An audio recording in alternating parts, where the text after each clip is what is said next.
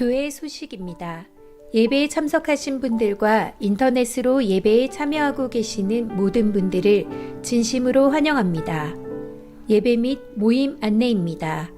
방역지침 1.5단계에 준해 좌석수 30%의 인원이 모여 예배드립니다. 은혜올에 1부 400명, 2부 400명 참석 가능합니다. 모든 예배와 기도회는 모여서 드리며 온라인 방송도 병행합니다. 새벽 기도회는 온라인 방송을 하지 않습니다. 추후 변동사항이 있을 때에는 즉시 안내해 드리겠습니다. 오늘 오후 예배는 2021년 교사 헌신 예배로 드립니다. 위에서 기도해 주시고 교사들은 모두 참석하시기 바랍니다. 각 기관 원래회가 3월 14일 다음 주일 오전 2부 예배 후 해당 기관실에서 모입니다. 교회 사역위원회가 3월 14일 다음 주일 오후 예배 후 드림홀에서 모입니다. 성찬식 및 학습식 안내입니다. 오늘 오전 1, 2부 예배 시에 성찬식이 있습니다. 성찬식을 통해 예수님과 하나됨을 확인하는 은혜의 시간 되시기 바랍니다.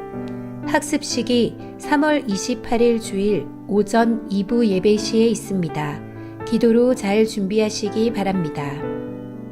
사순절 안내입니다. 사순절 기간은 2월 17일 수요일부터 4월 3일 토요일까지입니다. 예수님의 십자가 고난과 죽음을 묵상하며 경건한 신앙생활에 힘쓰시고 부활 소망으로 살아가시기 바랍니다. 사순절 묵상 달력이 안내 데스크에 비치되어 있으며 교회 홈페이지에 게시되어 있습니다. 참고하셔서 사순절 기간 묵상에 도움되시기 바랍니다. 고난주간 특별 새벽 기도회 안내입니다. 3월 28일 주일부터 4월 2일 금요일까지 매일 새벽 5시에 고난주간 특별 새벽 기도회가 있습니다. 특별 새벽 기도회 동안에는 2부 새벽 기도회는 모이지 않습니다. 특별 새벽 기도회에 많이 참여하셔서 큰 은혜의 시간 되시기 바랍니다. 원로 장로 추대 및 장로, 집사, 권사 은퇴식 안내입니다. 일시는 14일 다음 주일 오후 3시에 원로 장로 추대 및 장로, 집사, 권사 은퇴식이 있습니다. 명단은 교회 주보를 참조해 주시고 그동안 교회를 위해 수고하신 모든 분들을 축하와 격려, 위로해 주시기 바랍니다. 2021년 전반기 스쿨 안내입니다. 일정은 3월 17일부터 6월 9일 매주 수요일 6에서 12주 과정이며 신청 기간은 2월 20일부터 3월 14일까지입니다. 개설 과목 및 강사는 백투더 베이직 이주영 목사, 1대1 제자 양육 훈련, 양육자 과정 김창성 목사, 통큰 통독 성경 통독 프로그램 권민영 목사입니다. 수강 신청 및 접수는 교회 사무실에서 하며 신청서는 사무실에 준비되어 있습니다. 모든 과목은 수강 인원 제한에 따라 선착순으로 모집 마감합니다. 수강하실 분들은 3월 14일까지 신청서를 작성하셔서 사무실로 제출해 주시기 바랍니다. 많이 신청하셔서 훈련된 주님의 일꾼으로 새롭게 되는 은혜의 시간 되시기 바랍니다. 교우 소식입니다. 축하 소식입니다. 13구역 시문영 집사 분이엘 신학교를 졸업하였습니다. 59구역 김재호 A 장립집사 이미영 A 권사의 딸 김대원 양이 해군 참모 총장상을 수상하였습니다. 축하해 주시고 위에서 기도해 주시기 바랍니다. VIP 새가족을 환영합니다. 지난 주일에 등록하신 새가족입니다. 새가족을 진심으로 환영해 주시고 위에서 기도해 주시기 바랍니다.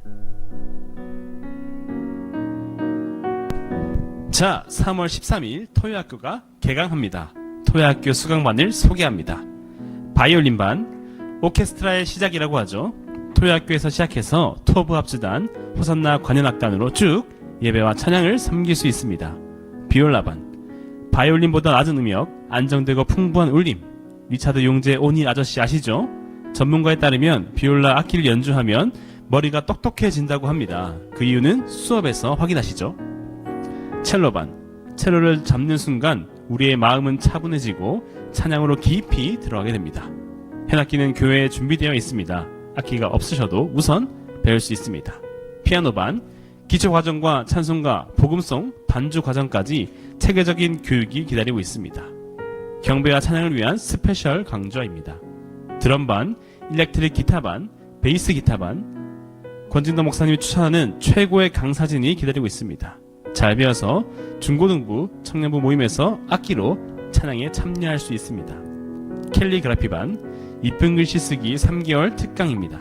식구님들 매일매일 성경 읽기 쓰기 하고 있으시죠? 은혜 받은 성경 구절을 이쁜 손글씨로 만들어서 가족과 이웃에게 선물하시면 어떨까요? 강력 추천입니다. 코로나19 예방을 위해 마스크를 착용하고 수업을 진행하는 반을 우선 안내해 드렸습니다. 그리고 추후 개강 예정인 다른 반들을 소개합니다. 악보 보는 법, 발성과 노래를 배우는 성악반, 아름다운 하늘 멜로디, 플룻반, 행복한 소리, 신나는 연주, 클라리넷반, 화려하고 멋진 나팔수, 트럼펫반, 우렁차고 든든한 울림, 트럼본 반이 있습니다. 지금까지 토요학교를 소개해드렸습니다. 자세한 내용은 토요학교 부장 김남식 집사님, 총무 박미애 집사님께 문의하시면 다 됩니다.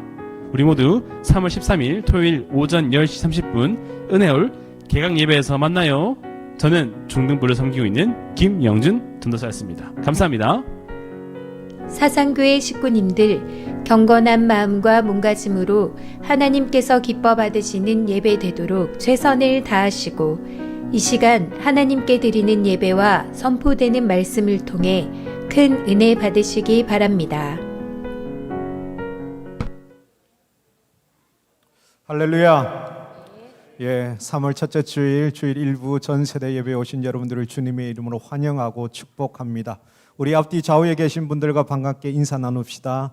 오늘도 하늘 복 많이 받으십시오. 오늘은 특별히 성찬주일로 함께 드리게 됩니다. 우리 기도하는 마음으로 함께 모두 그 자리에 일어나서 우리 사도신경으로 우리의 신앙 고백하며 예배의 자리로 나아가겠습니다.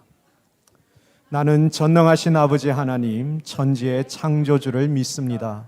나는 그의 유일하신 아들 우리 주 예수 그리스도를 믿습니다.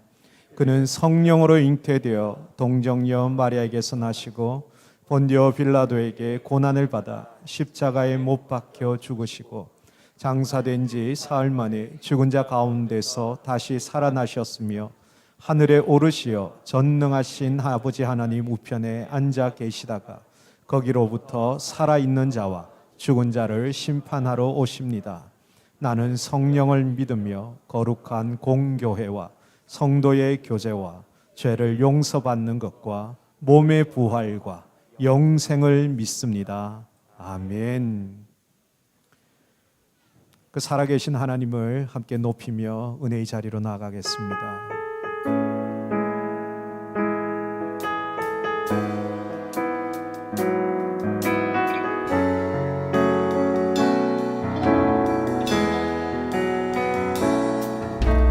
주의 보좌로 나아갈 때에 어떻게 나가야 할까? 나를 구원한 주의 십자가 그것을 믿으며 가네. 주의 보좌로 나아갈 때에 나 여전히 부족하다. 나를 품으신 주의 그 사랑 그것을 믿으며 가네. 자격 없는 내 힘이 아닙니다. 자격 없는 내 힘이 아니 오직 예수님의 보혈로. 자격 없는 내 힘이 아니 오직 예수님의 보혈로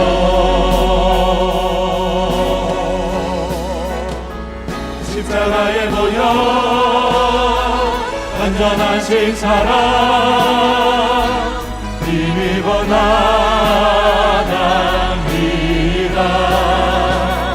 십자가의 보혈 완전하신 사랑 힘입어 예배합니다.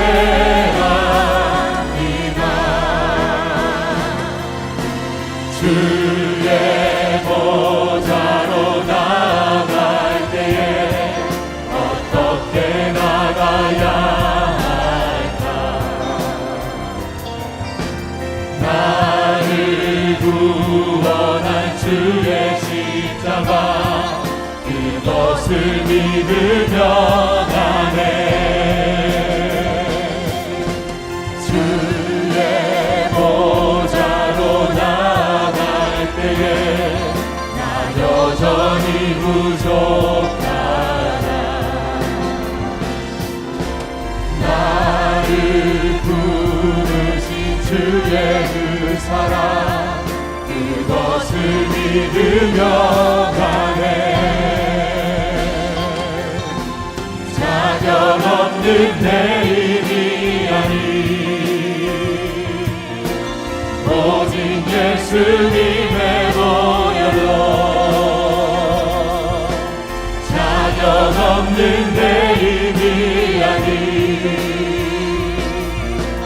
오직 예수님의 보혈로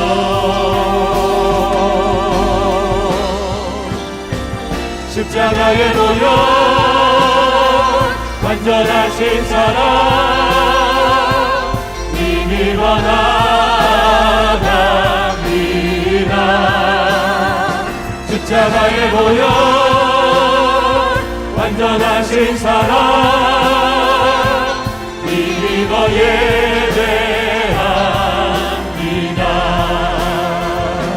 십자가 십자가 내가 처음 볼 때에 나의 맘에 든 것도 사라져 오늘 믿고서 내 눈 밝았네. 참내 기쁨 영원하도다. 십자가 주를 볼 때에 십자가 내가 처음 볼 때에 나의 맘에 든 것도 사라져 오늘 믿고서 내 눈 밝았네. 참내 기쁨 영원하도다. 십자가 주를 볼 때에 십자가 내가 처음 볼 때에 나의 맘에 든 것도 사라져 오늘 믿고서 내 눈 밝았네. 참내 기쁨 영원하도다. 예수는 그리스도 예수는 그리스도 예수는 주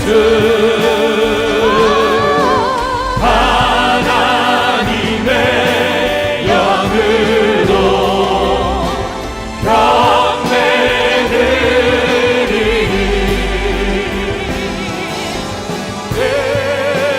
예수는 그리스도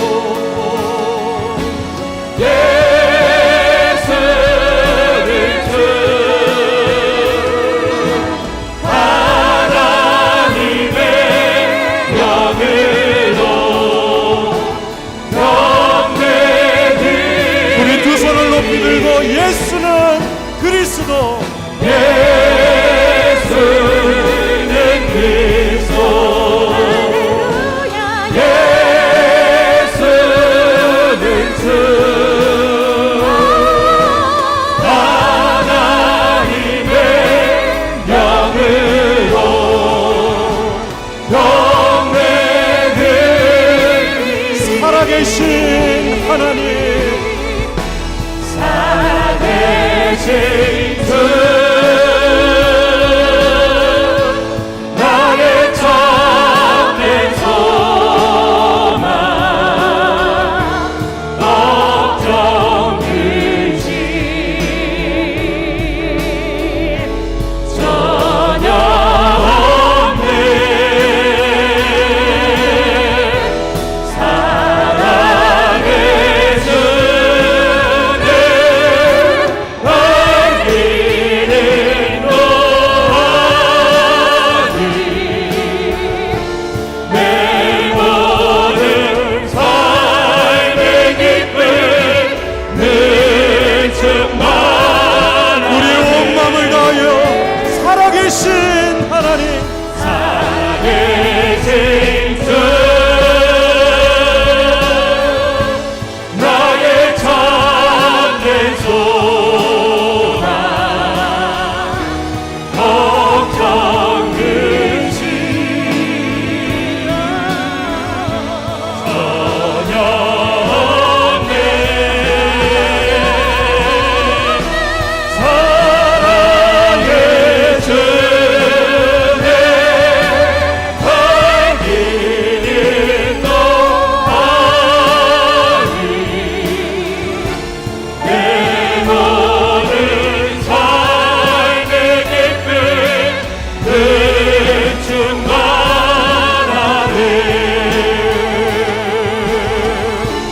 내 모든 삶의 기쁨 늘 충만하네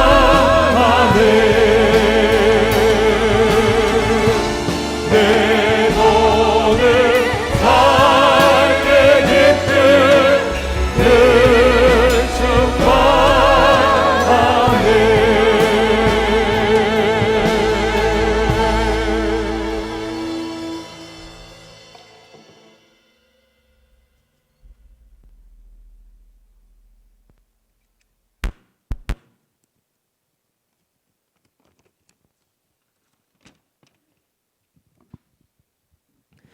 사랑과 은혜가 충만하신 하나님 아버지, 이번 한 주간 동안 아무 별탈 없이 이 예배 자리에 나오게 해주셔서 감사합니다.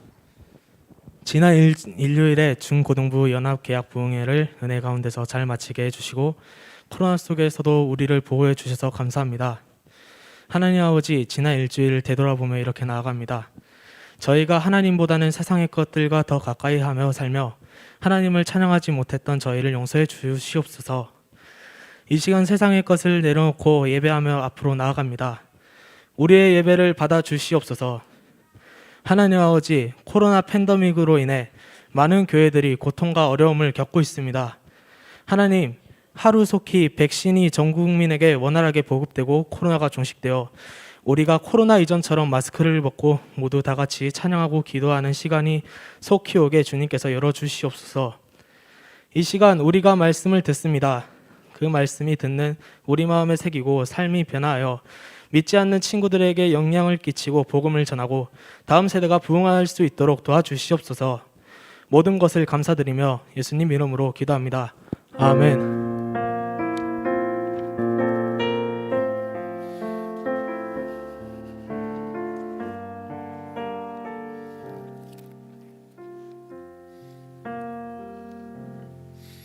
이 시간 우리 드려진 헌금 하나님께 봉헌하겠습니다. 함께 기도합니다.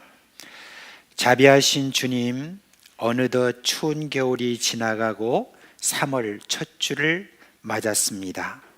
만물이 기지개를 펴는데 저희들은 여전히 마스크를 못 벗고 거리두기와 각종 제한 조치로 만남의 축복을 누리지 못하고 있습니다. 주님, 이 상쾌한 봄을 맞도록 자비와 긍휼을 베풀어 주옵소서. 주님, 식구들이 마음을 모아 헌금을 했습니다. 주정 11조 감사와 각종 목적 헌금을 드립니다. 받아주시고 이 헌금이 가는 곳마다 주의 복음이 활발하게 일어나는 복을 주옵소서. 교사로, 찬양으로, 안내로, 차량 봉사로, 주차로, 중보로 구역과 지구를 섬기는 우리 헌신자들에게도 기름을 부어주셔서 기쁨이 넘치게 하여 주옵소서. 하늘과 땅의 권세를 가지신 예수님, 우리 식구들이 물질의 시험에서 이기게 하여 주옵시고 이 세상의 육신의 정욕과 안목의 정욕과 이생의 자랑을 사랑하지 않는 하나님 나라의 거룩한 백성이 되게 하여 주옵소서. 이 세상의 지혜로 하지 않고 하나님의 지혜로 승리하는 구별된 백성이 되게 하여 주옵시고 무엇을 하든지 하나님의 영광을 위하여 살아가는 자녀들 되게 하여 주옵소서. 이른 비와 늦은 비로 식구들의 살림을 풍성하게 하여 주옵시고 이 땅의 가난한 이들을 넉넉하게 돕게 하여 주옵소서. 누구라도 우리 식구들을 만나는 자들은 복을 받는 그런 복동이들이 되게 하여 주옵소서. 우리 어린 자녀들 요셉과 다니엘과 같은 신실함과 지혜를 주셔서 이 땅의 사람들을 살리는 하나님의 사람들 되게 하여 주옵소서. 우리 주 예수 그리스도의 이름으로 축복하며 기도합니다. 아멘.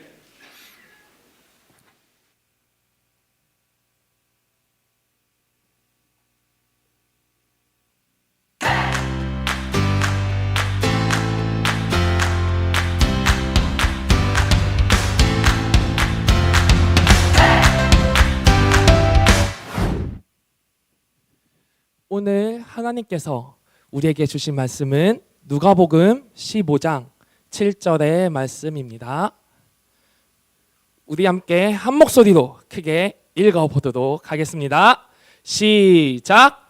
내가 너에게 이르노니 이와 같이 죄인 한 사람이 회개하며 하늘에서는 회개할 것이 없는 의인 99으로 말미암아 기뻐하는 것보다 더하리라. 아멘. 이와 같이 죄인 한 사람이 회개하면 하늘에서는 회개할 것이 없는 의인 99으로 말미암아 기뻐하는 것보다 더하리라. 아멘. 이렇게 한 영혼을 사랑하시고 기뻐하시는 이 마음이 바로 예수님의 마음이에요. 네, 우리 식구님들 예수님의 마음에 대해서 들을 준비가 되었나요? 지금 목소리가 작습니다. 제가 이 목소리와는 제가 스토리텔링을 할 수가 없어요. 우리 함께 온 세상이 다 듣도록 더 큰 목소리로 함께 대답해 보도록 할게요. 우리 예수님의 마음에 대해서 들을 준비가 되었나요? 네. 네, 이제는 시작해도 될 것 같습니다. 우리 함께 저를 좀 도와주셨으면 좋겠어요. 우리 2월 달에 우리가 암송했던 요한복음 3장 16절 말씀 다 기억하고 있나요? 우리 함께 한 목소리로 이 시간에 암송해 보도록 하겠습니다. 시작. 요한복음 3장 16절 말씀. 하나님이 세상을 이처럼 사랑하사 독생자를 주셨으니 이는 그를 믿는 자마다 멸망하지 않고 영생을 얻게 하려 하심이라. 요한복음 3장 16절 말씀. 아멘. 하나님께서는 이 세상을 너무 사랑하셨어요. 지금 이 자리에 있는 우리를 너무 사랑하셨어요. 그래서 하나뿐인 독생자이신 예수님을 이 세상에 보내주셨어요. 예수님께서는 이 세상에 오셔서 수많은 일들을 하셨어요.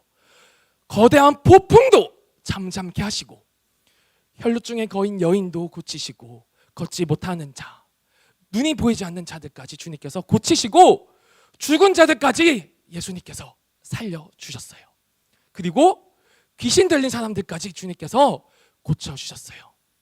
이렇게 예수님께서 놀라운 일들을 행하시자 수많은 사람들이 예수님을 따르기 시작했어요. 가난한 자, 굶주린 자, 병든 자, 수많은 사람들이 예수님께 나오기 시작했어요. 그런데 오늘 말씀에는 모든 세리들과 죄인들까지 예수님께 나왔다고 얘기하고 있어요.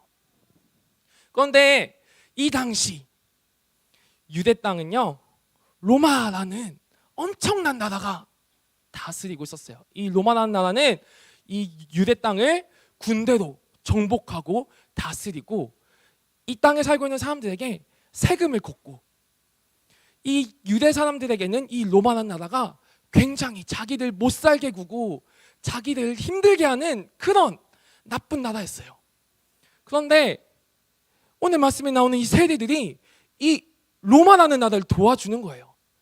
로마라는 나라가 이만큼의 돈을 가져오라고 세리를 명령하면 이 세리들은 유대 사람들한테 이만큼의 돈을 더 걷는 거예요. 그러면서 자기들의 그 돈을 취하면서 사는 거예요. 근데 이 유대 사람들은 이 세리들이 너무 싫은 거예요. 저 나쁜 사람들. 어떻게 같은 유대인이면서 저 로마 사람들을 도와줄 수 있지? 어떻게 그렇게 더 많은 돈을 나에게 받을 수 있지?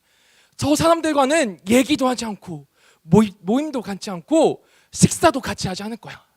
이렇게 유대 사람들은 이 세대들을 엄청나게 안 좋게 생각하고 나쁜 사람들이라고 생각했어요. 그런데 이 당시 바리새인과 서기관들도 똑같이 생각하고 있었어요. 그래서 이 바리새인과 서기관들은 예수님께 나온 세리들을 보고 불평하면서 수군대기 시작했어요. 아니, 어떻게 저 예수님은 저 나쁜 저 세리들과 함께 있을 수가 있는 거야? 어떻게 저 사람들과 같이 밥을 먹을 수가 있는 거야? 난 도대체 저 예수님이 이해가 안 돼. 같은 유대인으로서 나는 저 예수님이 정말 이해가 안 돼. 이렇게 바리새인과 서기관들이 불평하기 시작했어요. 그런데 예수님의 마음도 같은 마음이었을까요? 네, 아니었겠죠. 예수님은 예수님께 나온 그 회개하고 나온 그 세리들을 기뻐하신 그 마음이었어요. 그래서 예수님은 이 말을 들으시고 한 가지 비유를 얘기해 주셨어요. 한 목자가 있었어요. 이 목자는 무려 100마리의 양을 거느린 목자였어요. 여러분, 제 옆에 양들이 보이나요? 아, 네, 보이는군요. 네, 믿음으로 볼 줄 믿습니다. 네, 100마리의 양을 거느린 목자였어요. 그래서 이 목자는요, 아마 이 양을 너무 사랑했을 거예요. 이 양들이 먹는 것도 이쁘고요, 뛰어노는 것도 예쁘고요, 자는 것도 예쁘고 너무 사랑스러웠을 거예요. 그래서 이 목자는 이 양을 돌보는 것을 이 정성을 다해서 돌보기 시작했어요. 그런데 어느 날 똑같이 목자가 이 100마리의 양이 있는지 세어보기 시작했어요. 우리 함께 세어볼까요? 95, 96, 97, 98, 99. 한 마리가 없어요. 한 마리가 없는 거예요. 여기 한 마리가 없어요. 그러니까 목자 보니까 99, 99, 99. 한 마리가 없는 거예요. 이 목자는 너무 놀랐어요. 아니, 왜 한 마리가 없지? 한 마리가 어디 있을까? 이 목자는 고민하기 시작했어요. 이 목자는 이 한 마리 양을 찾으러 갔을까요? 네, 목자는 이 한 마리 양을 찾으러 가기 시작했어요. 목자는 그 양이 가시가 뾰족한 가시덤불에 있어도 상관이 없었어요. 위험한 절벽에 있어도 상관이 없었어요. 저 넓은 강을 건너도 상관없었고요, 높은 산을 건너도 상관이 없었어요. 왜냐하면 이 목자에게는 이 양이 너무나 소중했기 때문이었어요. 그리고 이 목자는 이 양을 찾기 시작했는데 시간을 정하지 않았어요. 오후 5시까지, 오후 7시까지, 내일까지, 다음 주까지, 이걸 정하지 않고 목자는 그 잃어버린 그 한 마리의 양을 찾을 때까지 찾기 시작했어요. 이윽고 이 목자는요, 이 한 마리의 양, 그 잃어버린 그 양을 찾았어요. 이 목자는 이 양을 보자마자 너무 기뻐서 이 양을 들고 자기 어깨에 메고 자기가 살고 있는 곳으로 갔어요. 살고 가서 나와서 목자가 외쳤어요. 나의 친구들아, 나의 이웃들아, 지금 당장 좀 나와보세요. 오늘은 너무 기쁜 날이에요. 내가 잃어버렸던 그 한 마리의 양을 찾은 그 기쁜 날이기 때문이에요. 이렇게 기쁘게 외쳤어요. 예수님의 마음이 이 목자의 마음과 같았어요. 많은 사람들이 이 세리들을 욕하고 나쁜 사람들이라고 말했지만 이 세리들이 회개하고 예수님께 나왔을 때 이 한 마리의 이 양을 찾은 그 마음이 바로 예수님의 마음이었어요. 그래서 마지막으로 예수님께서 한마디 말씀을 하셨어요. 우리 함께 오늘 본문 누가복음 15장 7절 말씀 함께 읽어보도록 하겠습니다. 네, 함께 우리 큰 목소리로 함께 읽어볼게요. 시작. 내가 너에게 이르노니 이와 같이 죄인 한 사람이 회개하면 하늘에서는 회개할 것이 없는 의인 99으로 말미암아 기뻐하는 것보다 더하리라. 아멘. 예수님께서는 우리도 이같이 생각하세요. 우리의 모습이 어떻든지 예수님께서 우리를 기다리시고 우리를 사랑하세요. 그래서 날마다 우리를 사랑하시는 예수님께 우리의 모습에 상관없이 그 예수님을 기억하며 그 예수님을 사랑하며 예수님을 예배하는 모든 사상교회 식구님들 되시길 소망합니다. 아멘.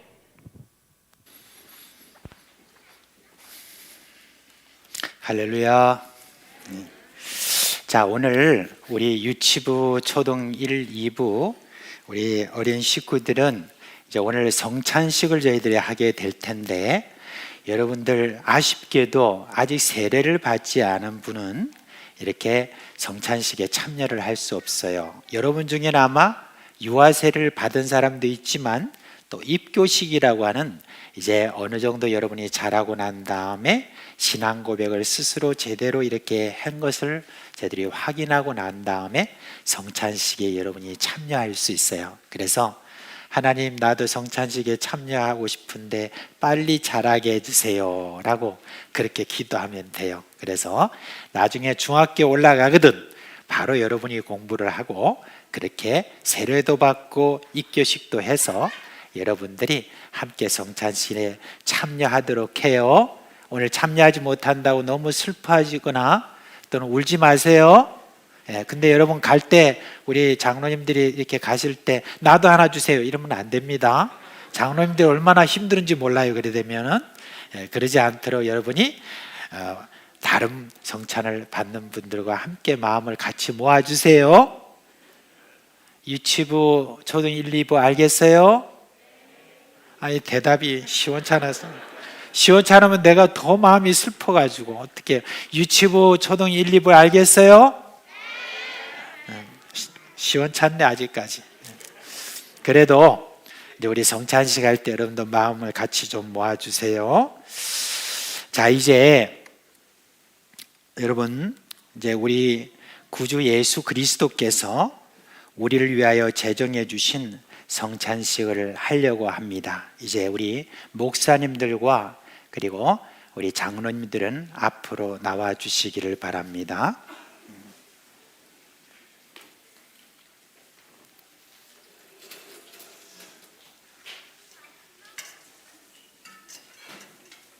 네. 자, 이제 제가 잠시 우리가 모여서 성찬식을 하는 가장 큰 이유가 무엇인지 여러분께 먼저 설명을 드리도록 하겠습니다.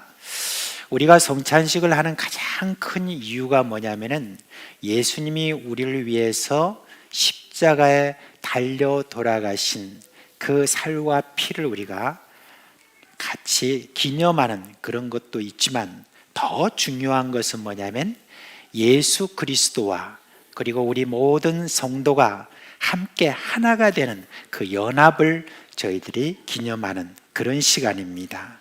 우리가 빵을 떼면서 예수 그리스도께서 한 몸에서 나가는 그런 조각들이 우리 모두 함께 먹음으로 예수 안에서 우리가 모두가 하나라는 것을 그런 것을 기념합니다. 그리고 우리가 잔을 나누면서 예수 그리스도의 피 흘리심으로 나의 모든 죄가 사함받은 우리는 한 피 받아 한 몸 이룬 자님을 이렇게 선포하는 것입니다.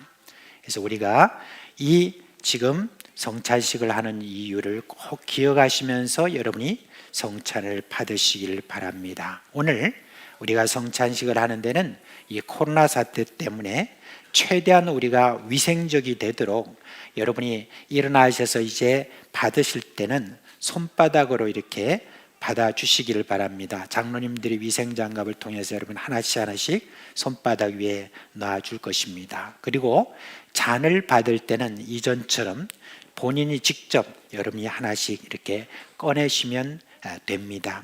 그리고 광고를 드리는데 저희들이 빵을 다 받고 난 다음에 바로 잡수시는 것이 아니라 모두가 다 같이 빵을 받고 난 다음에 그리고 마스크를 좀 벗으시고 이렇게 잡수시고 그 다음에 닫으시고 이렇게 여러분들이 방역수칙도 함께 그렇게 지켜주시면 되겠습니다. 자, 이제 세례를 받으신 분들은 그 자리에서 일어나시길 바랍니다.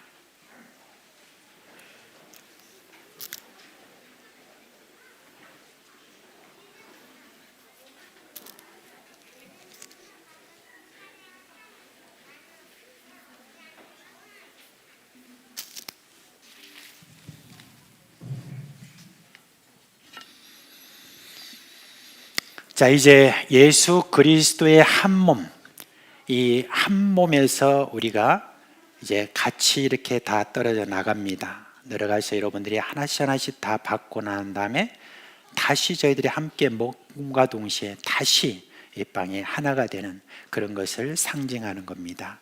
자, 이 시간 빵을 떼도록 하겠습니다.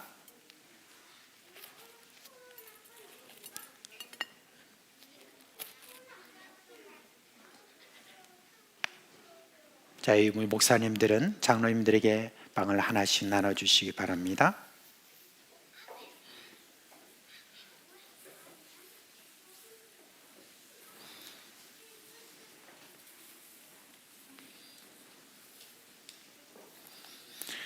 자, 이제 제가 기도하겠습니다. 아버지, 예수님을 생각하며 이 빵을 나눕니다. 예수님은 생명의 빵이라고 하셨습니다. 우리가 이 빵을 먹을 때 예수님의 그 생명의 능력으로 모두 충만하게 하여 주옵시고 예수 그리스도 안에서 우리가 하나 되는 복을 주옵소서. 예수님의 이름으로 기도합니다. 아멘.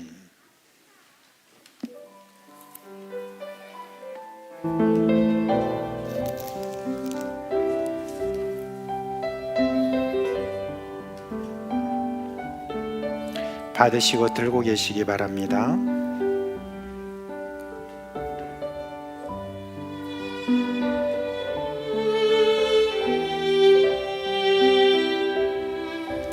예수께서 떡을 가지사 축복하시고 떼어 제자들에게 주시며 이르시되 받아서 먹으라. 이것은 내 몸이니라.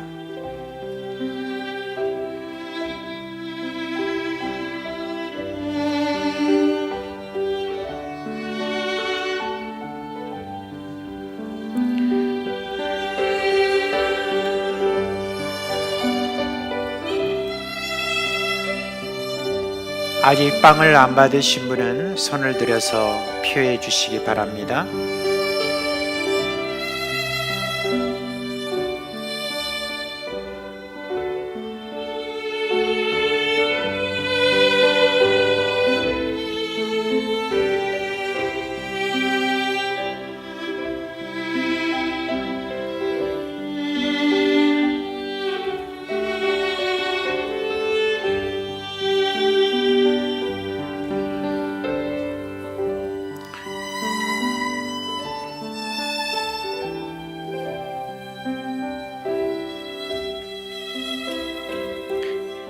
빵을 받으신 분은 다 자리에서 일어나시기 바랍니다.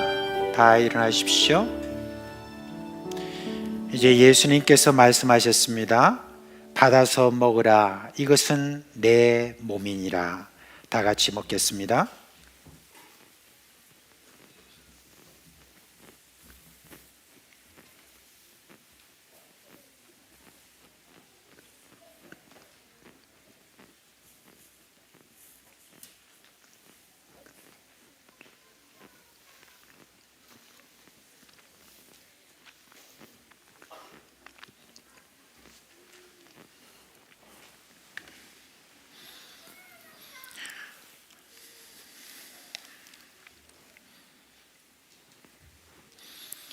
이제 우리 잔을 다 나눠주시기 바랍니다.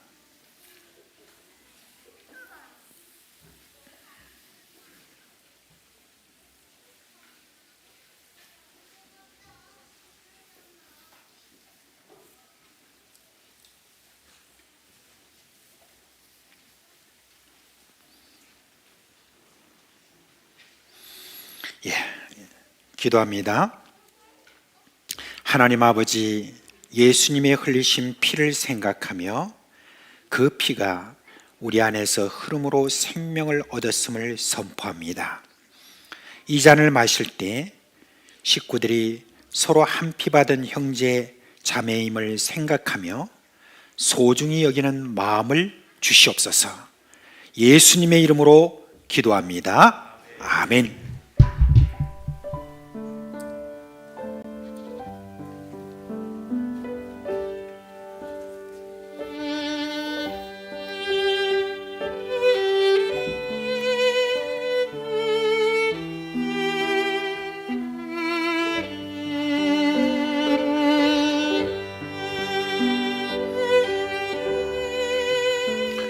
또 잔을 가지사 감사 기도하시고 그들에게 주시며 이르시되 너희가 다 이것을 마시라.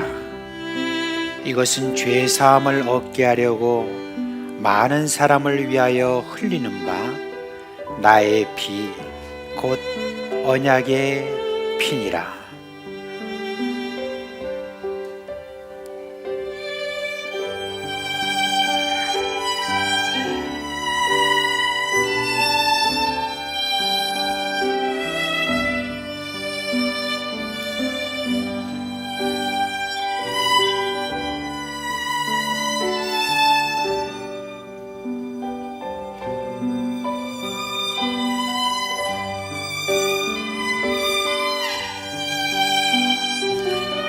목사님, 저도 하는.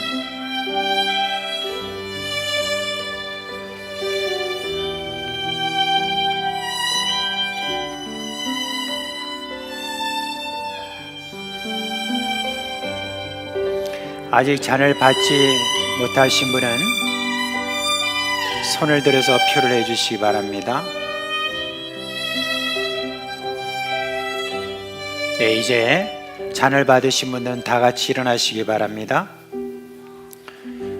예수 그리스도께서 우리에게 말씀해 주신 그것을 기념하여 이 잔을 받아 마시라. 이는 내 피라고 그렇게 말씀하신 것을 믿는 마음으로 이 시간 다 같이 이 잔을 마시도록 하겠습니다.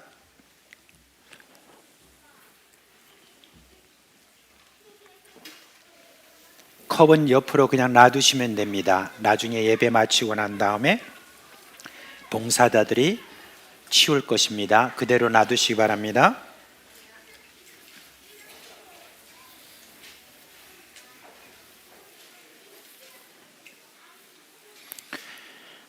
자, 이제 우리 성찬식을 마치는 기도를 하겠습니다. 사랑과 은혜가 풍성하신 예수님, 오늘 성찬을 통하여 우리가 그리스도 예수 안에서 하나됨을 기념했습니다. 이제 우리는 우리를 위하여 살찌시고 피 흘리신 예수님뿐만 아니라 부활하시고 승천하셔서 하나님 우편에 앉아 계시는 권능의 주님 안에서 하나입니다. 그 예수님의 자녀답게 사는 저희를 되게 하여 주옵소서. 서로 사랑하라는 주님의 말씀을 따라 사랑하고 특히 우리의 눈길이 작은 식구들에게 향할 수 있도록 깨우쳐 주시옵소서. 예수님의 이름으로 기도합니다. 아멘.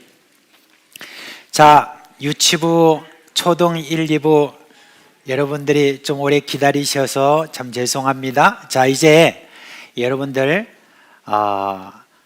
우리 성경함송 같이 하고 난 다음에 그렇게 이제 축도했으면 좋겠어요. 자, 성경함송 하겠습니다. 오늘 3월 달의 성경함송 말씀은 요한복음 3장 17절이잖아요. 요한복음 3장 17절은 좀 이렇게 띄워주시면 좋겠는데, 자, 17절 말씀 한번 띄워주세요. 우리 한번 하고 난 다음에 16, 17절을 함께 암송하겠습니다. 요한복음 3장 17절 말씀 하나님이 그 아들을 세상에 보내신 것은 심판하려 하심이 아니요 그로 말미암아 세상에 구원을 받게 하려 하십니다. 저도 깜빡했어요. 죄송합니다. 자, 이제 3장 16절부터 17절 말씀까지 함께 그렇게 했으면 좋겠습니다. 16절부터 띄워주세요. 자, 함께 이렇게 외울 때 요한복음 3장 16, 17절 말씀 이렇게 하면 됩니다. 시작. 요한복음 3장 16, 17절 말씀. 하나님이 세상을 이처럼 사랑하사 독생자를 주셨으니 이는 그를 믿는 자마다 멸망하지 않고 영생을 얻게 하려 하심이라. 하나님이 그 아들을 세상에 보내신 것은 세상을 심판하려 하심이 아니요 그로 말미암아 세상이 구원을 받게 하려 하심이라. 요한복음 3장 16, 17절 말씀. 아멘. 자, 우리 어린 친구들 다 일어나세요. 자리에서 목사님 축도하겠습니다. 우리 주 예수 그리스도의 은혜와 하나님 아버지의 그 크신 사랑과 성령의 우리 가운데 하나가 되게 하시는 이 은혜의 역사가 사랑하는 우리 어린 자녀들 머리 위에 학업 위에 영원토록 함께 있을지어다. 아멘. 우리 자녀들을 위해서 손을 내밀고 또 함께 축복하겠습니다. 우리 천천히 나갑시다. 주님 너를 항상 인도하시니 주님 너를 항상 인도하시리. 메마른 땅에서도 너를 만족시키리. 너는 물된 동산 같겠고 마르지 않는 새 같으리. 너는 물된 동산 같겠고 마르지 않는 새 같으리. 우리 초등 1부 나가겠습니다. 주님 너를 항상 인도하시리. 메마른 땅에서도 너를 만족시키리. 너는 물된 동산 같겠고 마르지 않는 새 같으리. 너는 물된 동산 같겠고 마르지 않는 새 같으리. 주님 너를 항상 인도하시리. 주님 너를 항상 우리 유치부 나가겠습니다. 메마른 땅에서도 너를 만족시키리. 너는 물된 동산 같겠고 마르지 않는 새 같으리. 너는 물된 동산 같겠고 마르지 않는 새. 우리 좌우에 계신 분들을 향해서 너는 물된 동산 같겠고 너는 물된 동산 같겠고 마르지 않는 새 같으리. 너는 물된 동산 같겠고 마르지 않는 새 같으리.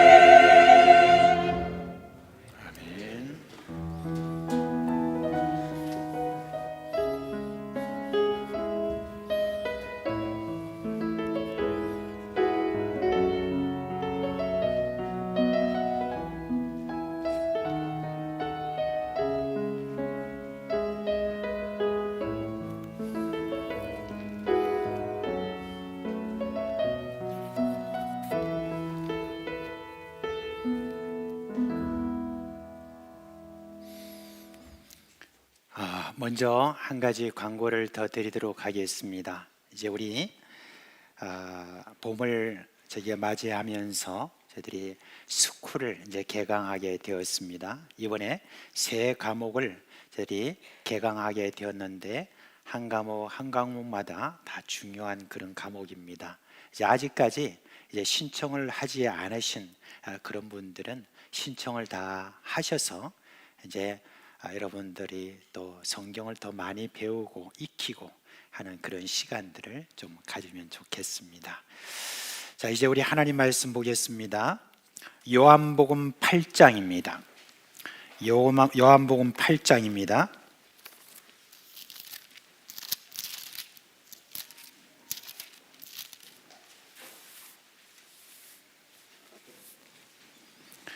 요한복음 8장 1절부터 11절 말씀까지 보겠습니다.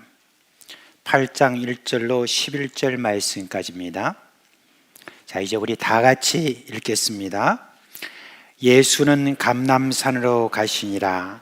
아침에 다시 성전으로 들어오시니 백성이 다 나오는지라.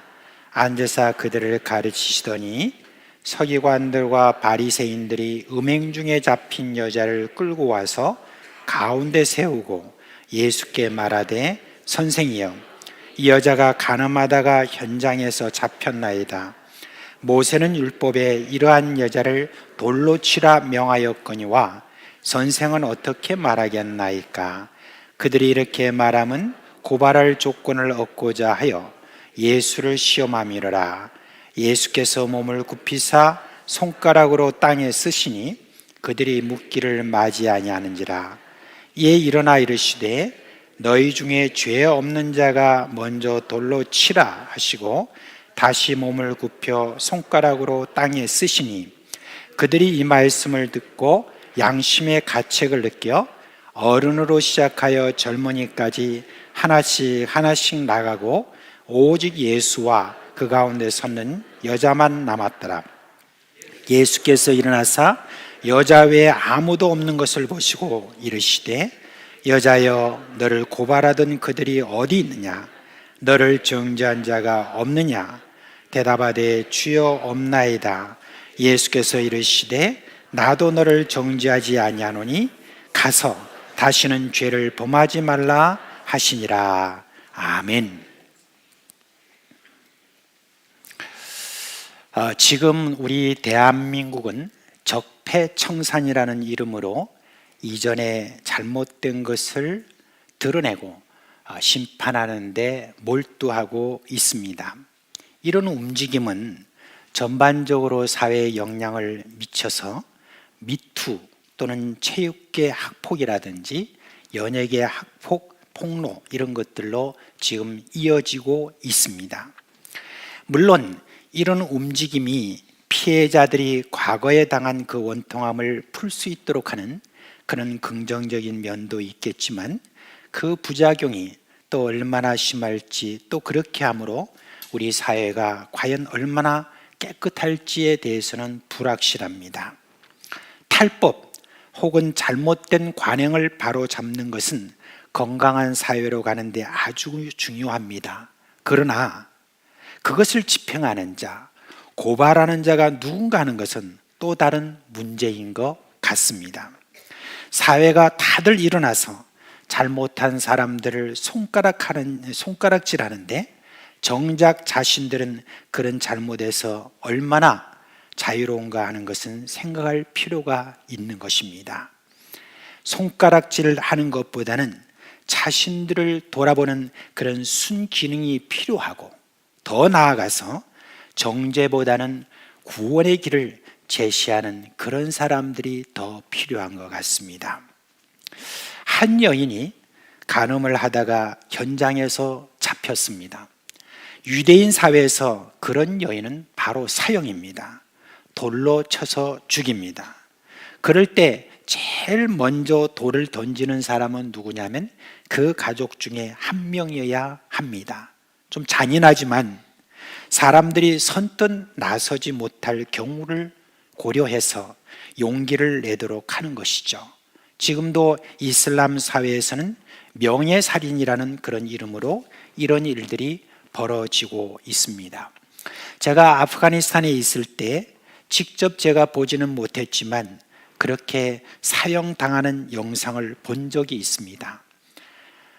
땅을 파고 그리고 그 여인을 구덩이에 들어가게 하고 머리만 내놓은 그런 상태에서 먼저 그 여인의 오빠가 돌을 던집니다. 그러면 그 머리에서 피가 흐르기 시작하고 그리고 나면 그 피를 본 군중들이 그 다음부터 돌을 막 던지기 시작해가지고 여인은 서서히 피를 흘리며 죽습니다.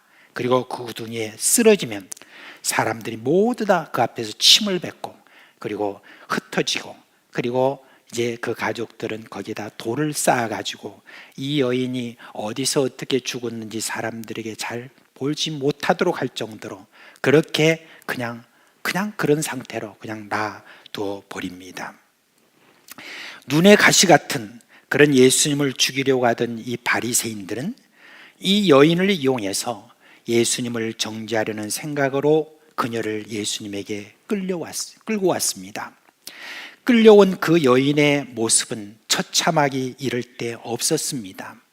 얼굴은 맞아서 피멍이 들고 눈물인지 아니면 침인지 그런 것을 잘 모르겠지만 그것이 먼지와 범벅이 되어가지고 새카맣게 말라 비틀어져 있었고 옷은 찢겨져서 수치스럽게 살이 드러났습니다. 그 여인의 몸은 두려움에 바들바들 떨었지만 눈은 이미 체념한 듯 풀어졌습니다. 그 여인을 끌고 온 그 바리새인이 예수님에게 묻습니다. 선생이여, 간음하다가 현장에서 잡힌 여인입니다. 모세는 율법에 이르기를 이러한 여자를 돌로 치라고 했는데 선생은 어떻게 하기를 원합니까? 그때 그 바리새인들의 모습을 한번 상상해 보십시오. 말이야, 여인을 돌로 치랴 말랴라고 그렇게 묻고 있지만 실제로는 예수 당신을 우리가 돌로 치고 싶다는 그런 물음 아니겠습니까? 여인은 이미 죽은 목숨이고 거기다가 당신 여기서 지금 말 한 번 잘못하면 당신도 죽음이라고 하는 그런 위협 아니겠습니까? 바리새인들은 아마 이런 기대를 했을 것입니다. 예수님이 지금까지 보여준 그런 바에 의하면 이 여인을 돌로 치라고 그렇게 하지는 않을 것이다. 그러니까 그것을 좀 걸어가지고 하나님의 율법을 무시하고 폐하려고 하는 그런 자로 엮으면 충분히 예수를 죽일 수 있는 요건이 된다고 생각했을 것입니다. 그런데 예수님은 어떻게 하셨습니까? 몸을 굽혀서 손가락으로 땅에 무엇을 다 이렇게 쓰셨습니다. 아마 그렇게 했을 때 주변에 있는 사람들이 다 그 손가락에 집중을 했을 것입니다. 근데 그 손가락에 무엇을 쓰시는 것이 전혀 잘 보이지도 않았는지 어떤지는 모르겠지만 사람들이 그렇게 말했습니다. 답을 재촉합니다. 뭐 하십니까? 뭐라고 좀 대답 좀 해보세요. 할 말이 없는 거예요. 이 사람 지금까지 잘난 체 하더니 영 엉터리네라고 하면서 주변 사람들을 아마 부추기고 있었을 것입니다. 이제 예수님이 일어나셨습니다. 그리고 말씀하십니다. 너희 중에 죄 없는 자가 먼저 돌로 치라 그렇게 했습니다. 그리고 바로 몸을 굽혀서 손가락으로 땅에 무엇을 쓰셨습니다. 어떤 목사님은 예수님이 손가락으로 쓰신 그 내용을 이렇게 상상하시더라고요. 개똥이 너 지난번에 거짓말했지. 소똥이 너 며칠 전에 남의 닭 잡아먹었지. 힘순이 너 박서방하고 붙어 먹었지. 이렇게 쓰셨다는 겁니다. 근데 그 목사님이 그냥 상상으로 그렇게 말씀하신 것 같지는 않아요. 어떤 헬라어 사본에는 8절 마지막 부분에 이런 내용이 있답니다. 그들 한 사람 한 사람의 죄악들을 쓰셨다라고 했습니다. 글쎄요, 그럴 수도 있겠지만 예수님이 일어나셔서 너희 중에 죄 없는 자가 먼저 돌로 치라고 했을 때 이미 그들의 마음속에는 자신들의 죄가 하나하나 떠올라졌을 것입니다. 예수님이 지금 정죄하신 것이 아니라 그들 스스로가 정죄했다는 것이죠. 저는 그런 상상을 해봤습니다. 예수님이 땅에 글을 쓰실 때 그들의 무슨 죄를 하나하나 지적하면서 네가 닭 잡아먹었지 뭐하고 이런 어떤 글을 쓰시기에는 너무나 많은 거 아니겠어요? 그런데 예수님은 뭔가를 쓰셨습니다. 그렇게 쓰는 그 손가락을 보면서 저들은 각자 지금까지 자신들이 지은 모든 죄가 바로 그 마음속에 다 떠올랐을 것으로 그렇게 보입니다. 예수님이 먼저 죄 없는 자가 돌로 치라라고 했던 그 말씀 하나가 그 마음에 꽉 박히면서 예수님의 손가락으로 쓰는 모든 것이 자기의 죄를 다 밝히는 것으로 그렇게 보았을 것입니다. 여러분, 남을 정죄하러 왔던 이들이 예수님의 이 한마디에 자신들 스스로 양심의 가책을 느끼기 시작했습니다. 스스로 마음에 부끄러움이 몰려왔습니다.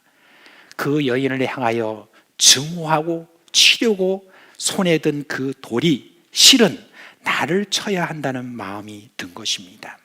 이제 손에 이렇게 힘이 풀리자 돌이 땅에 다 떨어지는 소리가 납니다. 그리고 그 자리에서 속히 떠나야겠다는 그런 마음이 들기 시작하자 어른부터 시작해서 젊은이까지 하나씩 사라지더니 급기야 예수님과 그 여인밖에 남지 않았습니다. 시간이 얼마나 지났는지는 모르지만 예수님이 다시 일어섰을 때는 그 주변에 아무도 없었습니다. 모두가 다 떠나고 예수와 여인만 남은 그 시간, 여러분 얼마나 고요했겠습니까? 그 고요한 시간에 이제 예수님은 아직도 두려움에 떨고 있는 이 여인에게 따뜻한 한마디를 지금 건네고 계십니다. 너를 고발하던 그들이 어디 있느냐? 너를 정죄하던 그런 자가 없느냐라고 이렇게 물으셨습니다. 여러분, 예수님은 저를 정죄하지 않는다고 했으니 이 앞선 이 말은요, 여러분 얼마나 부드럽고 사랑이 넘치는 그러한 어떤 지금 말씀으로 저에게 다가왔겠습니까? 그 여인이 벌벌 떨고 있었지만 그 순간 이제 주변을 돌아보고는 주여 없나이다라고 이렇게 말을 했습니다. 주여 없나이다라고 하는 것이 그저 단순한 없습니다라고 하는 그런 확인의 차원은 아닌 것 같습니다. 뭔가 주님을 바라보면서 또는 주변을 바라보면서 이게 어찌된 일인가라고 하는 그런 감격이 그 여인의 그 마음속에 함께 몰려왔을 것으로 보입니다. 보십시오. 예수님은 정죄하던 이들을 스스로 떠나게 하시는 그런 예수님이셨습니다. 그 예수님이 이 여인의 마음에 엄청난 감격을 더 밀려오는 그런 말씀을 다시 하십니다. 예수님은 그 여인에게 뭐라고 했습니까? 나도 너를 정죄하지 아니하노니 라고 했습니다. 여러분, 이 세상에 살아가면서 내가 무엇을 잘못을 했을 때 바로 내게 다가오는 것은 누구냐면 바로 사탄입니다. 이 사탄은 나를 향하여서 늘 정죄하는 자로 그렇게 섭니다. 여러분, 사탄은 거짓말쟁이에요. 그런데 그 거짓말쟁이가 가장 잘하는 게 뭐냐면 정죄하는 것입니다. 사탄이 정죄할 때 가장 많이 사용하는 게 뭐냐면 율법입니다. 율법을 가지고 와서 사람을 정죄합니다. 그리고요, 마귀는 그 사람을 죄의식에 사로잡히게 하여서 스스로 정죄하도록 합니다. 그렇게 되면 살 의욕을 잃어버리고 심해지면 스스로 목숨을 끊는 그런 경우도 있는 것입니다. 대전의 어느 한 교회 목사님이 한 새신자에 대해서 간증하는 것을 읽은 적이 있습니다. 한 젊은 부인이 어느 날 교회에 왔더랍니다. 그런데 보고 깜짝 놀랐습니다. 그 여인의 무게를 나중에 보니까 130kg였다는 겁니다. 그런데 교회에 나온 지 한 달쯤 되는 날 자기 과거를 이 여인이 고백을 했습니다. 그 여인은 공대 건축학과를 나와서 건축기사가 되었답니다. 얼굴도 예쁘고 날씬했고 좋은 회사에 취직해서 한창 꿈을 키우는 그런 아가씨였답니다. 그런데 어느 날 그 여인에게 불행이 시작되었어요. 직장 상사에게 몹쓸 일을 당한 것입니다. 5개월이 지나서 몸이 좀 이상해서 확인해 보니까 임신이었습니다. 그래서 그냥 다른 여자들이 하는 것처럼 유산을 결심하고 병원으로 가는데 이 뱃속의 아기가 그것을 느꼈는지 엄마 배를 막 찼습니다. 마치 그 아기가 엄마 나 살아있어요, 죽이지 마세요, 나 살려주세요라고 하는 이야기처럼 느껴졌답니다. 원하지는 않았지만은 도무지 유산시킬 수가 없어서 부모를 떠나서 따로 살게 되었습니다. 산에 아이를 낳고 직장엔 사표를 내고 미용 기술을 배워가지고 미장원을 하나 차렸습니다. 그러면서 어느 정도 좀 잘 돼가지고 자리를 잡았는데 어느 날 한 남자가 찾아왔습니다. 이 남자가 얼마나 잘 꼬셨는지 여자가 거기 확 넘어가지고 사기를 당했는데 있는 모든 것들도 다 넘어갈 뿐만 아니라 은행에 빚까지 크게 지게 되었습니다. 세상이 너무나 원망스럽고 앞으로 무슨 불행한 일이 더 닥칠지 마음속에 그런 불안한 마음이 있어서 하루에 10분밖에 잘 수가 없었다는 거예요. 그와 함께 계속해서 먹는 것을 계속 먹다 보니까 살이 계속 쪄서 몸무게가 갑자기 80kg씩 올라가면서 110kg을 훨씬 넘어가 버렸던 것입니다. 그때부터 자기 마음속에서 계속 음성이 들려왔답니다. 너의 불행은 네가 지은 죄 때문에 그런 거야. 너 왜 살아? 그냥 죽으면 다 끝나. 계속 그렇게 듣다 보니까 그게 믿어지고 도무지 살고 싶은 마음이 없어서 어느 날 자살하기로 마음먹고 동맥을 끊기 위해서 칼로 팔목을 그어버렸습니다. 피투성이가 되어 정신없이 쓰러져 있는데 그때 마침 아버지가 집에 와서 보고는 병원으로 옮겼습니다. 그러나 신경이 끊어져서 왼손을 쓸 수 없게 되었습니다. 이제 미용일을 할 수가 없게 되었습니다. 그러자 백화점에서 빈 박스를 치우는 일을 하면서 어렵게 살다가 어떤 분이 하도 안 되어서 교회라도 한번 가보지 하는 그 말을 듣고 교회에 왔던 것입니다. 이제 교회에 와서 그날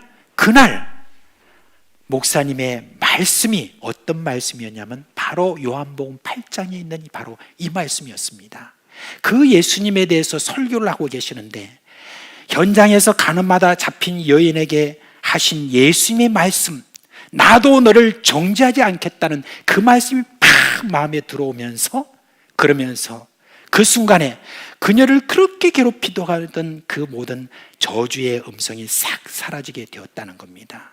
그리고요, 그날 밤에 잠을 2시간을 잤대요. 그리고 좀 더 있다가 이제는 7시간씩 그렇게 잠을 자게 되었습니다. 그 이후에 한 달 만에 7kg 이상의 살이 빠지면서 점점 살이 빠지기 시작합니다. 그리고 좀 있다 보니까 은행의 빚이 매우 많아서 조금씩 그 빚을 갚게 됐는데 사정을 아는 은행에서 빚을 다 탕감해 줬다는 겁니다. 어느 날 팔이 너무 아파가지고 병원에 갔는데 의사가 깜짝 놀라면서 이렇게 이야기합니다. 당신이 끊어졌던 그 신경이 어떻게 이렇게 연결됐지? 라고 그렇게 하면서 나중에는 손이 회복되었다고 그렇게 합니다. 여러분, 마귀는 정죄하는 자이지만 예수님은 구원을 하시는 분입니다. 예수님은 늘 이런 말씀하셨습니다. 내가 온 것은 세상을 심판하려 함이 아니요 세상을 구원하려 함이라. 내가 온 것은 잃어버린 자를 구원하려 온 것이다. 내가 온 것은 너희로 생명을 얻게 하고 더 풍성히 얻게 하려는 것이다 라고 하셨습니다. 여러분, 우리 예수 믿는 자들 역시 우리 예수님과 같은 마음을 품고 있어야 됩니다. 우리는 정죄하는 자가 아닙니다. 우리는 사람을 죄에서 구원하는 소식을 전하는 자입니다. 어떤 죄를 짓고 죄의 사슬에 매여 있는 자에게라도 비난하고 정죄하는 것이 아니라 그에게 전할 소식은 이렇습니다. 예수는 당신을 정죄하지 않습니다. 오히려 예수님은 당신을 구원하러 오셨습니다 라고 하는 것입니다. 얼마 전에 우리 사회는요, 한 사람이 교도소에서 나오는 것을 보면서 분노했습니다. 그를 다시 교도소로 보내라, 아예 눈에 보이지 않는 곳으로 이사가라 라고 하면서 엄청난 사회적인 그런 압박을 그에게 보냈습니다.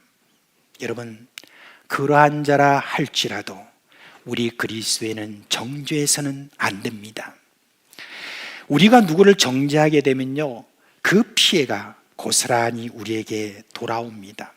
탈무드에 이런 말이 있습니다. 남을 비방하는 것은 살인하는 것보다 더 위험한 일이다. 살인은 한 사람밖에 죽이진 않지만 비방은 세 사람을 죽인다. 비방하는 사람 자신, 그것을 듣고 있는 사람, 그리고 비방하는 사람이다. 여러분, 우리가 할 말은 사람을 정죄해서 죽이는 것이 아니라 사람을 살리고 구원받게 하는 것입니다. 저는 에스겔서를 보면서 한 장면이 나오는데 참 거기서 깊은 은혜를 느낍니다. 어떤 한 사람이 길을 가는데 옆에 길가에 보니까 이제 난 지 얼마 되는 아이가, 피투성이 아이가 되어 버려진 아이가 있습니다. 근데 그 아이에게 그가 뭐라고 말했냐면은 이런 말을 합니다. 너는 산다. 반드시 너는 산다.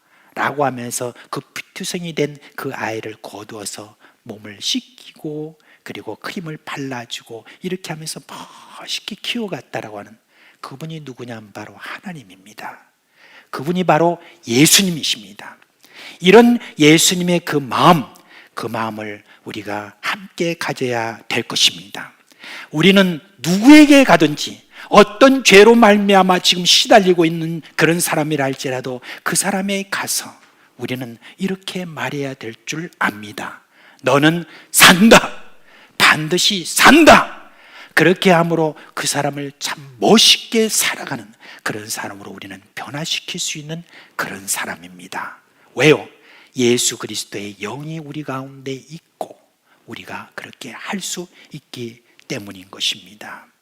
여러분, 나도 너를 정죄하지 않는다라고 하신 예수님처럼 여러분의 말, 그 말로 말미암아 반드시 산다, 당신을 살 수 있다는 이 생명의 말로 말미암아 이 세상에 많은 사람들이 새로 살아나는, 변화되는 그 역사가 있기를 주님의 이름으로 축원드립니다. 예수님은 이 여인에게 다시 이런 말씀을 덧붙였습니다. 다시는 죄를 범하지 말라, 그렇게 했습니다. 근데 이 말을 여러분, 어떤 분은 이야기하기를 예수님이 다시 율법으로 돌아가셨나, 그런 생각을 할 수가 있는데 그렇지 않습니다. 이 말씀에는 예수님이 여인의 죄를 용서해 주셨다는 그런 전제가 거기에 깔려 있습니다. 여러분, 예수님은 인간의 죄를 사하는 권세를 가지신 유일한 분입니다. 그래서 예수님이 이런 말씀하셨어요. 그러나 인자가 땅에서 죄를 사하는 권세가 있는 줄을 너희로 알게 하려 하노라, 그랬습니다. 이 여인이 그 의미를 얼마나 알고 있었는지는 모르지만 예수님은 이 여인의 근본적인 죄를 사하여 주신 것입니다.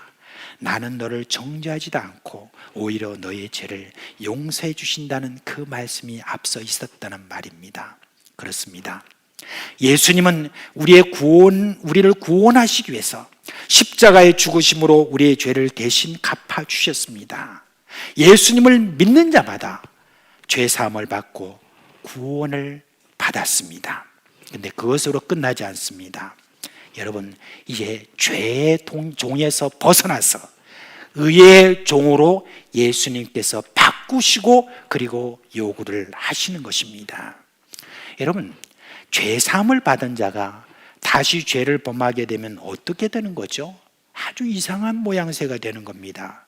예수님은 죄를 범하면 죄의 종이라고 했습니다. 의의 종이 되어야 될 사람이 죄의 종이 되면 예수님의 죄사함의 은혜를 조롱하는 것밖에 안 됩니다. 그래서 예수님은 의의 종으로 만든 바로 이 여인에게 강력하게 지금 요구를 하시는 것입니다. 다시는 죄를 범하지 말라, 그렇게 하시는 것입니다. 사도 바울은 갈라디아서 5장 1절에 이렇게 말합니다. 그리스도께서 우리를 자유롭게 하고 자유를 주셨으니 그러므로 굳건하게 서서 다시는 종의 멍에를 매지 말라라고 그렇게 했습니다. 오늘날 예수님을 믿고 죄사함을 받아 의의 종이 된 사람이 죄를 범하는 것에 대해서 대수롭지 않게 여기는 그런 풍조가 있어요. 그러면서 나는 이미 구원을 받은 자이기 때문에 그냥 잘못했다고 말하면 되지라고 하는 그것을 회개라고 생각하는 사람들이 있습니다. 그런데 그렇지 않습니다. 다시 죄를 범하게 되면 어떻게 되느냐? 그는 다시 죄의 종이 되는 거예요. 죄가 다시 와서 말합니다. 아이고 잘했다. 이제부터 너는 죄책감에 계속 시달리면서 살아라. 내 새끼는 아니지만 내가 너를 지긋지긋하게 종으로 부려먹으리라 라고 그렇게 할 것입니다. 여러분, 예수님이 다시는 죄를 범하지 말라라고 하는 이 말씀은 이제 앞으로 너는 너에게 주어진 그 인생을 죄의 종, 그치그치긋한 죄책감에 시달리는 죄의 종으로 살지 말고 이제는 하나님 나라를 위한 의의 종, 다른 사람을 살리는 그런 의의 종으로 살라라고 하는 그런 메시지인 것입니다. 의의 종이 죄의 삶을 살게 되는 어떤 것은 죄책감으로 시달리는 것만이 아니라 그 인생을 허비하게 되는 것입니다. 다른 사람을 살려야 되는 그런 의의 종이 죄에 사로잡혀 그렇게 살게 되면 그 세월을 그냥 허비하게 되는 참으로 안타까운 그런 현실이기 때문에 예수님께서 이 말씀을 하나 덧붙인 것입니다. 우리는 이 여인의 이야기에서 하나의 역설을 봅니다. 이 여인은요, 자신이 원하여 예수님에게로 간 것이 아닙니다. 죄를 범해서 죽을 목숨이 된 상태에서 끌려간 자리입니다. 거기에서 예수님을 만났습니다. 이 여인은 이미 죽은 목숨으로 예수님 앞에 끌려왔습니다. 바로 사형을 당하지 않고 예수라는 자 앞에 끌려와서 2번을 죽이려고 하는 자들, 그들 안에 쌓여 있었습니다. 이 악독한 자들은요, 예수라는 선한 분을 죽이려고 하는데 자신을 지금 이용하고 있다라고 하는 이 지금 인식을 하고 있을 때 이 비참함에 그냥 혀를 깨물고 목숨을 포기할 그런 생각도 했을 것입니다. 근데 여러분, 하나님은 이 모든 것을 뒤집는 역사를 일으키십니다. 예수님이 거기에 그냥 계셨다라고 하는 그 자체로 상황이 완전히 달라졌습니다. 여러분, 악한 자를 악한 날에 적당하게 하셨다라고 하는 잠언의 16장 4절의 말씀이 있습니다. 참으로 기가 막힌 웅덩이와 수렁, 그리고 살 소망이 전혀 없는 바로 그곳에 누가 계셨느냐? 예수 그리스도께서 계셨습니다.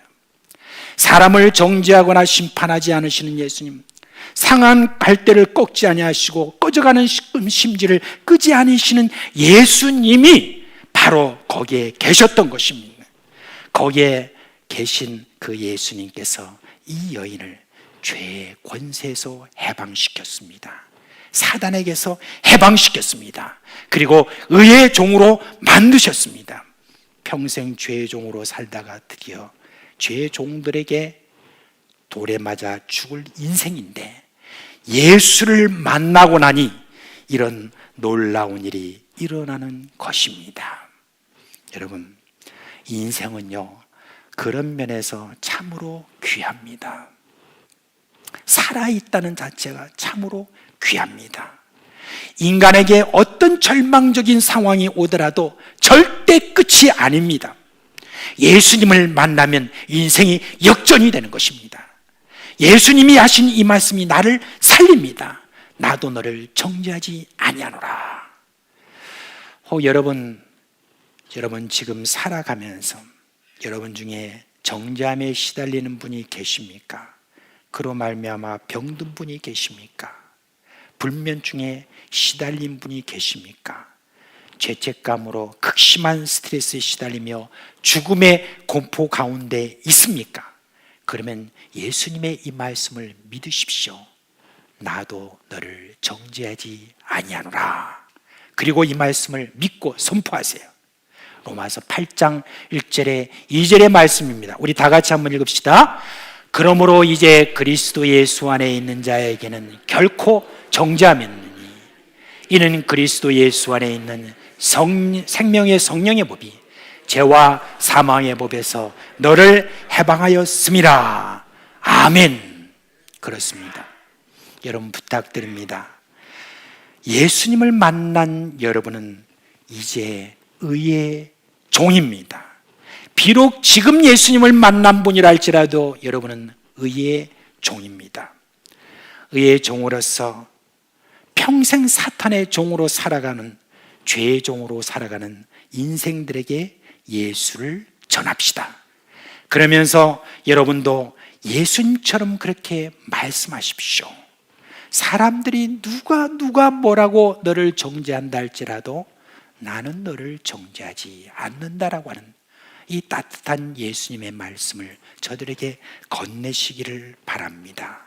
그리하여서 이 한마디로 묻 인생을 역전시키는 그런 영광스러운 예수님의 제자 되시는 여러분이 되기를 우리 주 예수 그리스도의 이름으로 축원합니다. 예, 다 같이 자리에서 일어나시겠습니다. 찬송가 287장 함께 부르겠습니다.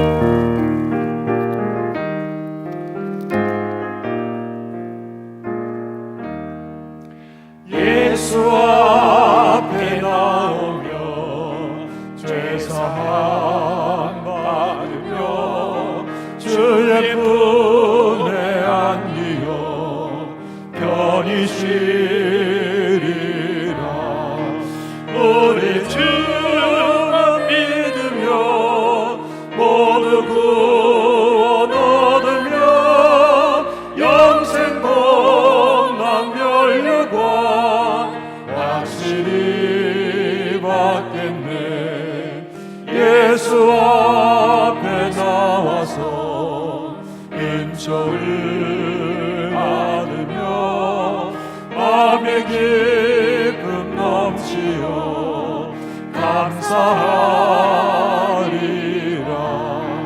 우리 주만 믿으며 모두 구원 얻으며 영생 복락 멸류관 확실히 받겠네. 예수 앞에 설 때에 빈옷을 입으며 밝고 빛난 내 집에 길이 살리라. 우리 주만 믿으며 모두 구원 얻으며 영생 복락 멸류관 확실히 받겠네. 우리 주 예수 그리스도의 은혜와 하나님 아버지의 그 크신 사랑과 성령의 우리 가운데 계시면서 일으키시는 생명의 역사가 사랑하는 우리 모든 식구들 머리 위에 그리고 그 가정과 생업 위에 영원토록 함께 있을지어다. 아멘.